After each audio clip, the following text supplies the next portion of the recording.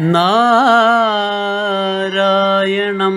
നമസ്കൃത്യ നരം ചൈവ നരോത്തമം ദേവീം സരസ്വതീം വ്യാസം തതോ ജയമുദീരയേ. അർത്ഥശാസ്ത്രമിദം പുണ്യം ധർമ്മശാസ്ത്രമിദം പരം മോക്ഷശാസ്ത്രമിദം പ്രോക്തം വ്യാസേനാമിതബുദ്ധിനാ.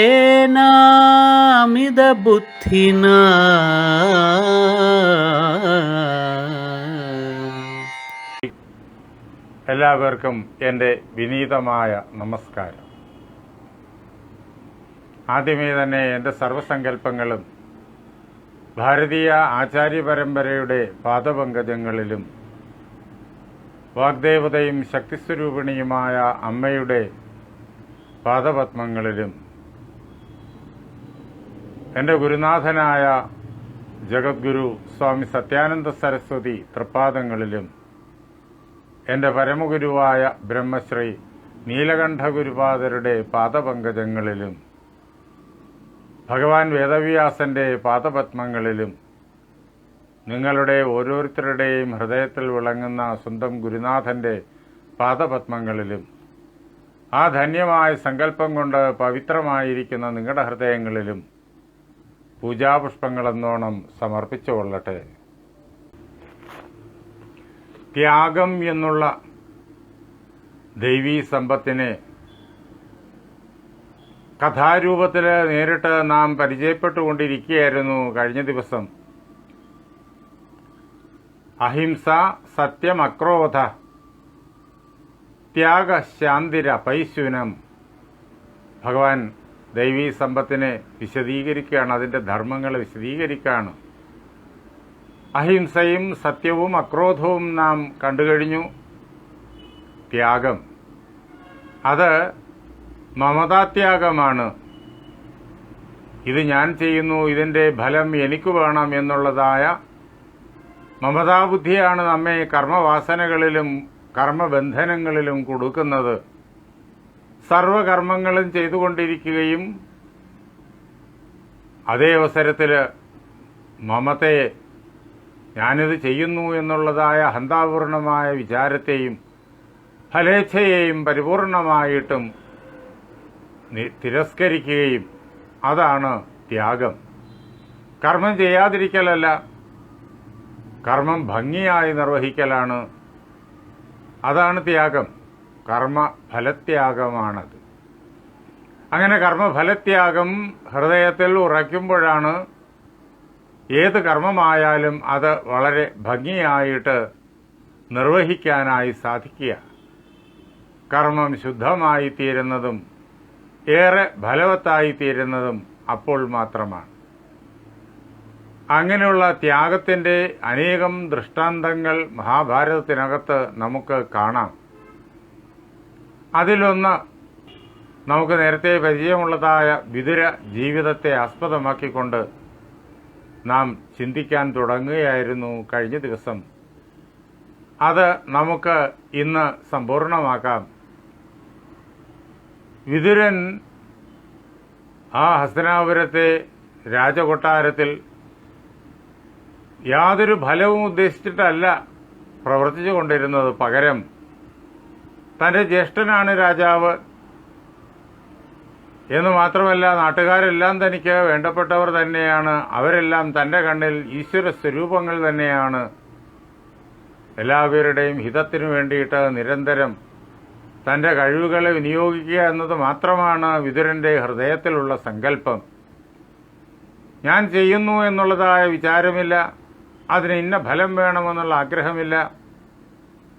അങ്ങനെ അഹന്തയെ പരിപൂർണമായും ത്യജിച്ചുകൊണ്ട് താൻ കർത്താവാണ് എന്നുള്ളതായ വിചാരമില്ലാതെ കണ്ട് സമർത്ഥമായി വിതുരൻ എന്നും താൻ ചെയ്യേണ്ട ജോലികളെല്ലാം ചെയ്തു പോകുന്നു.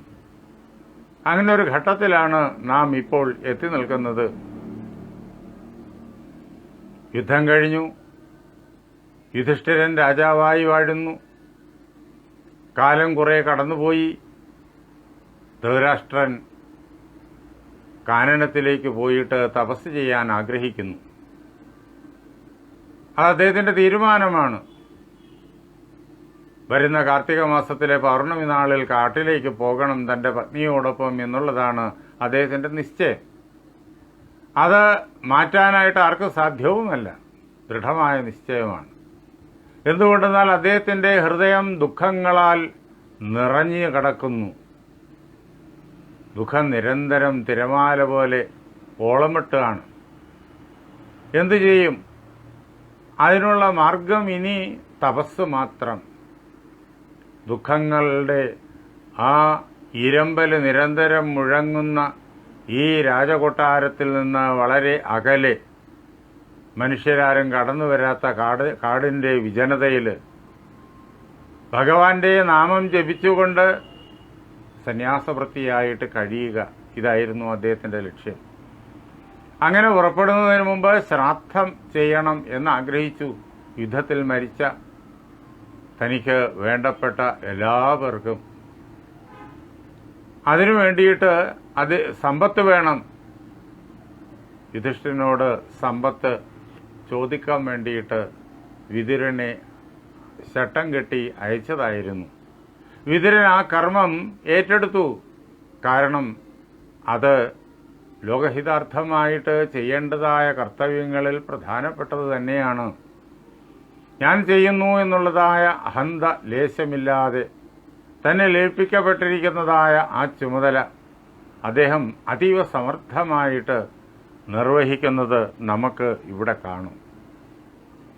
വിതുരൻ വരുന്നു എന്നറിഞ്ഞിട്ട് പാണ്ഡവന്മാർ വളരെ സന്തോഷത്തോടുകൂടി ആദരപൂർവ്വം അദ്ദേഹത്തെ സ്വീകരിച്ചു, സൽക്കരിച്ചു. അത് കഴിഞ്ഞിട്ട് ആഗമന ഉദ്ദേശം വിതുരൻ അവരെ കേൾപ്പിക്കുകയാണ്. തൻ്റെ രാജാവായിരിക്കുന്ന ധൃതരാഷ്ട്രൻ അദ്ദേഹം കാനനവാസത്തിന് പുറപ്പെടുന്നു. ആശ്രമത്തിൽ വസിക്കാൻ വേണ്ടിയിട്ട്, തപസ് ചെയ്യാൻ വേണ്ടിയിട്ട്. അതിനു മുമ്പായിട്ട് അദ്ദേഹത്തിന് ശ്രാദ്ധാദി കർമ്മങ്ങൾ ചെയ്യാനുണ്ട് ഭീഷ്മാദികൾക്ക് വേണ്ടി. യുധിഷ്ഠിരൻ അനുവദിക്കുമെങ്കിൽ ജയദ്രഥന് വേണ്ടിയിട്ടും ശ്രാദ്ധം അദ്ദേഹത്തിന് ചെയ്യണമെന്നുണ്ട്. വളരെയേറെ ദാനം ചെയ്യാൻ ആഗ്രഹമുണ്ട്. അതിനു വേണ്ടിയിട്ടുള്ള സമ്പത്ത് യുധിഷ്ഠിരൻ തരണം. ഇതായിരുന്നു നിർദ്ദേശം. ആ സന്ദേശം കേട്ട മാത്രയിൽ യുധിഷ്ഠിരൻ സന്തോഷിച്ചിട്ട് എൻ്റെ പക്കലുള്ള മുഴുവൻ സമ്പത്തും, ഈ രാജ്യത്തിൻ്റെ എല്ലാ സമ്പത്തും അത് വലിയച്ഛനായിരിക്കുന്ന ധൃതരാഷ്ട്രൻ അധീനമാണ്. അതിനാൽ എത്ര വേണമെങ്കിലും ഇഷ്ടം പോലെ അദ്ദേഹത്തിന് അതിൽ നിന്ന് എടുത്ത് ദാനം ചെയ്യാവുന്നതാണ്, ശ്രാദ്ധാദി മഹാകർമ്മങ്ങൾ ചെയ്യാവുന്നതാണ് എന്ന് യുധിഷ്ഠിരൻ ഉടനെ തന്നെ വിതുരനോട് സസന്തോഷം പറയുകയും ചെയ്തു.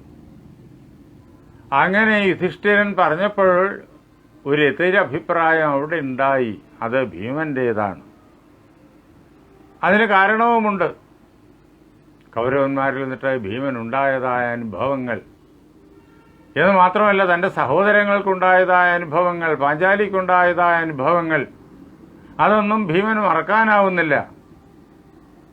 ഭീമന്റെ സ്വഭാവം അതാണ്. തികഞ്ഞ ക്ഷാത്ര തേജസ്സാണ് ഭീമന്. അതുകൊണ്ട് അദ്ദേഹം ആദ്യം നിരാകരിച്ചു. പക്ഷേ അർജുനൻ, ഭീമന്റെ അനുജൻ,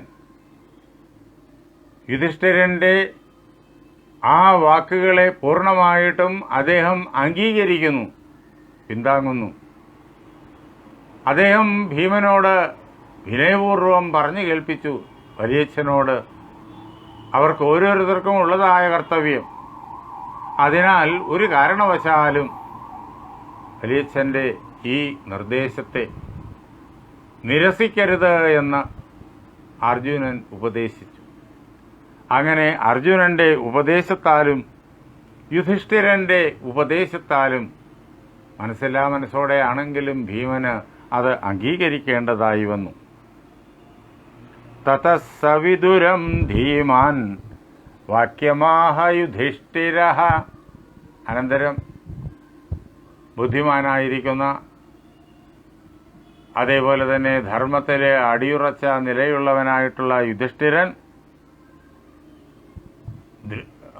തൻ്റെ മുന്നിൽ എത്തിച്ചേർന്നിരിക്കുന്ന ഇളയച്ഛനോട് വിതുരനോട് പറഞ്ഞു, അങ്ങ് അവിടെ പോയിട്ട് മഹാരാജാവിനോട് സംസാരിക്കുന്ന അവസരത്തിൽ അങ്ങ് ഭീമസേനന്റെ കാര്യം പ്രത്യേകം പറയണം. ഭീമസേനൻ പല അവസരങ്ങളിലും കുത്തുവാക്കുകൾ ധൃതരാഷ്ട്രനോട് പറഞ്ഞിട്ടുണ്ട്, മറ്റാരും കേൾക്കാതെ തന്നെ. ആ ഭീമനോട് അങ്ങ് കോപിക്കരുത്. ഇതാണ് യുധിഷ്ഠിരന് കൊടുത്തേക്കാനുണ്ടായിരുന്നതായ പ്രാർത്ഥന. ഭീമസേനേന കോപം സ നൃപതി കർത്തുമർഹതി. ആ മഹാരാജാവ് ഭീമസേനരിൽ ഒരിക്കലും കോപിക്കരുത്. ഇതാണ് യുധിഷ്ഠിരന്റെ പ്രാർത്ഥന.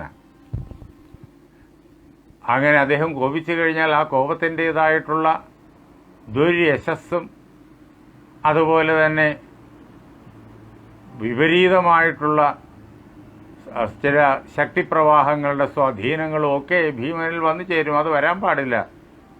അനുജന്മാരെ, ബന്ധുജനങ്ങളെ, നാട്ടുകാരെ എല്ലാവരെയും വിപത്തിൽ നിന്ന് മോചിപ്പിക്കുക, സംരക്ഷിക്കുക എന്നുള്ളത് രാജാവെന്നുള്ള നിലയിലും വ്യക്തി എന്നുള്ള നിലയിലും യുധിഷ്ഠിരൻ വളരെ ശ്രദ്ധയോടുകൂടി ചെയ്യുന്ന കാര്യമാണ്. അതുകൊണ്ട് യുധിഷ്ഠിരൻ ഈ കാര്യം പ്രത്യേകിച്ച് വിതുരനോട് പറഞ്ഞു. എന്നിട്ട് ഭീമന് ഇപ്പോഴും ഇത്രയേറെ അനിഷ്ടം ധൃതരാഷ്ട്രനോടുണ്ടാകാനുള്ള കാരണത്തെക്കുറിച്ച് അദ്ദേഹം പറയുന്നുണ്ട്. പരിക്ലിഷ്ടോ ഹി ഭീമോപി ഹിമവൃഷ്ട്യാതപാദിഭിഃ. ഈ ഭീമസേനൻ വളരെയേറെ ക്ലേശിച്ചു. കാടുകളിൽ എന്തുമാത്രം ദുഃഖകരമായിട്ടുള്ള വിപരീതമായിട്ടുള്ള സാഹചര്യങ്ങളിലൂടിയിട്ട് കടന്നു പോകേണ്ടി വന്നു. അതിനെല്ലാം അഭിമുഖീകരിക്കേണ്ടി വന്നു. കാനനജീവിതത്തിലെ ക്ലേശങ്ങളെയെല്ലാം ഞങ്ങൾക്ക് വേണ്ടിയിട്ട് സഹിച്ചതും അതിനെയെല്ലാം നേരിട്ടതും ഭീകരന്മാരായ രാക്ഷസന്മാരോട് പോലും ഏറ്റുമുട്ടി ഞങ്ങളുടെ ജീവനെ രക്ഷിച്ചതും അത് ഈ ഭീമസേനനാണ്. അവിടുത്തെ ആ അന്തരീക്ഷമോ അവിടുത്തെ ആ കാലാവസ്ഥയോ, ഹിമം തണുപ്പ് കാലത്ത് മഞ്ഞ് ഉറയുന്നതായ ആ പ്രകാരത്തിലുള്ളതായ, രക്തം കട്ടയൊടിച്ചു പോകും ആ പ്രകാരത്തിലുള്ളതായ തണുപ്പ്, അതേപോലെ തന്നെ മഴക്കാലമായി കഴിഞ്ഞാൽ അസഹനീയമായ മഴ, വേനൽക്കാലമായാലോ സഹിക്കാൻ കഴിയാത്തതായിട്ടുള്ള ചൂട്, അങ്ങനെ ഇതെല്ലാം തരം തരമേ മാറി മാറി വരും. അതെല്ലാം ഈ ഭീമൻ സഹിച്ചു. ദുഃഖൈർ ബഹുവിധൈർ ധീമാൻ അരണ്യേ വിദിതം തവ. കാട്ടിനുള്ളിൽ ഈ ധീമാനായിരിക്കുന്ന ഈ ഭീമസേനൻ പല പ്രകാരത്തിലുള്ളതായ ദുഃഖങ്ങൾ അഭിമുഖീകരിക്കേണ്ടി വന്നു. അല്ലയോ ഇളയച്ഛ, അങ്ങയ്ക്ക് ഈ കാര്യങ്ങളെല്ലാം നന്നായി അറിയുന്നതാണല്ലോ. ആപത്തുകളിൽ പെട്ടുപോകാതെ ഞങ്ങളെ രക്ഷിക്കാൻ വേണ്ടിയിട്ട് അങ്ങ് എന്തുമാത്രം ശ്രദ്ധ വച്ചു. ഏതെല്ലാം പ്രകാരത്തിൽ വേണ്ടുന്ന നിർദ്ദേശങ്ങൾ നൽകി അങ്ങ് ഞങ്ങളെ രക്ഷിച്ചു. അതുകൊണ്ട് അങ്ങയ്ക്ക് സുപരിചിതമാണ് ഈ കാര്യങ്ങളെല്ലാം. അതുകൊണ്ട് അങ്ങ് അവിടെ ചെന്നിട്ട് വളരെ സ്നേഹത്തോടുകൂടിയിട്ട്, വളരെ താഴ്മയോടുകൂടിയിട്ട് ഞങ്ങൾ പ്രാർത്ഥിച്ചു എന്ന് പറയണം. ഭീമസേനൻ അങ്ങയോട് കാണിച്ചിട്ടുള്ള ചില അനാദരവുകളുടെ സന്ദർഭങ്ങളുണ്ട്, അതിലൊന്നും ഭീമനോട് കോപിക്കരുത് എന്ന് മാത്രമല്ല, കിന്തു മദ്വചനാത് ബ്രൂഹി രാജാനം ഭരതർഷഭ. എൻ്റെ വാക്കായിട്ട് ആ മഹാരാജാവിനോട് അങ്ങ് ഈ പ്രകാരത്തിൽ പറയുക, യദ്യദിച്ഛസി യാവച്ച ഗൃഹ്യതാം മദ്ഗൃഹാദിതി. അങ്ങ് എന്തെന്തൊക്കെയാണോ ആഗ്രഹിക്കുന്നത്, സമ്പത്ത് തന്നെ എന്തെന്തൊക്കെയാണോ ആഗ്രഹിക്കുന്നത്, മറ്റു പദാർത്ഥങ്ങൾ എന്തെന്തൊക്കെയാണോ ആഗ്രഹിക്കുന്നത്, ഓരോന്നും ആഗ്രഹിക്കുന്ന ആ അളവിൽ, എത്ര വലിയ അളവിൽ ആഗ്രഹിച്ചാലും അതെല്ലാം ഒരു തടസ്സവും ഇല്ല. ആ വലുതായിരിക്കുന്ന അങ്ങ് ആഗ്രഹിക്കുന്ന പ്രകാരത്തിലുള്ള അളവിൽ എൻ്റെ ഈ വീട്ടിൽ നിന്ന് അങ്ങയ്ക്ക് നേരിട്ട് കൊണ്ടുപോയിക്കൊള്ളാം. മഹാരാജാവിനോട് ഞാൻ പറഞ്ഞതായിട്ട് അറിയിക്കുക. എന്തുകൊണ്ടെന്നാൽ യൻ മമാസ്തി ധനം കിഞ്ചിത് അർജുനസ്യ ച വേശ്മനി. എൻ്റെ വീട്ടിൽ എന്തൊക്കെ ധനസമൃദ്ധ്യാദികളാണോ ഉള്ളത്, അതേപോലെ അർജുനൻ്റെ വീട്ടിലും ഏതൊക്കെ ധനസമൃദ്ധ്യാദികളാണോ ഉള്ളത്, തസ്യ സ്വാമി മഹാരാജ ഇതി വാച്യ സ പാർത്ഥിവ. ആ രാജാവിനോട് പറയണം അതിൻ്റെ മുഴുവൻ, ആ സമ്പത്തിൻ്റെ മുഴുവൻ ഉടമ അങ്ങാണ് എന്ന്, ധൃതരാഷ്ട്രനാണ് എന്ന്, വലിയച്ഛനാണ് എന്ന് ആ രാജാവിനോട് ഞങ്ങൾ പറഞ്ഞതായിട്ട് അങ്ങ് പോയി പറയണം. എന്നിട്ട് രാജാവ് അദ്ദേഹം എന്തു ചെയ്യണം?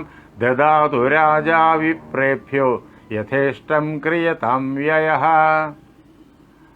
അദ്ദേഹം വിപ്രന്മാർക്ക് വേണ്ടിയിട്ട്, ബ്രാഹ്മണർക്ക് വേണ്ടിയിട്ട്, സജ്ജനങ്ങൾക്ക് വേണ്ടിയിട്ട് എന്തൊക്കെ ദാനം ചെയ്യാൻ ആഗ്രഹിക്കുന്നുണ്ടോ അതെല്ലാം ഒരു തടസ്സവും കൂടാതെ, ഒരു സങ്കോചവും കൂടാതെ വാരിക്കോരി അങ്ങ് ദാനം ചെയ്യണം.